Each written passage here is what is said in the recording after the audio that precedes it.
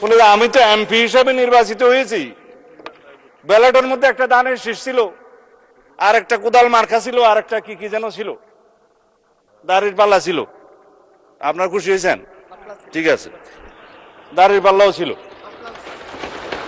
আচ্ছা শাপলাও ছিল না? ওনার আসনে শাপলা দাঁড়ায় নাই, ওনার আসনে শাপলা কুলি দাঁড়ায় নাই, ঢাকা 17-তে ছিল না, সেজন্য উনি না ওনার আসনে দাঁড়ায় না, ঢাকা 17-তে দাঁড়ায়। আপনাদের একজন ডাক্তার সাহেব দাঁড়াইছিল এবং ওনার পরিচয় দিছে যে আমি তারেক রহমানের বিরুদ্ধে ইলেকশন করতেছি, জানো না? বলছি তো উনি বললেন যে ব্যালটে তো এখানে সংবিধান সংস্কার পরিষদের সদস্য হিসেবে আলাদা কোনো ব্যালট ছিল না। ব্যালট ছিল না ভাইস, ব্যালট ছিল না। বলে যে এখানে এমপি নির্বাচিত হওয়ার জন্য কনস্টিটিউশনাল ম্যান্ডেট হিসেবে নির্বাচন কমিশন সংসদ সদস্যদের নির্বাচনে একটা ব্যালট দিয়েছে, সেখানে আমরা সিলটিল দিয়েছি।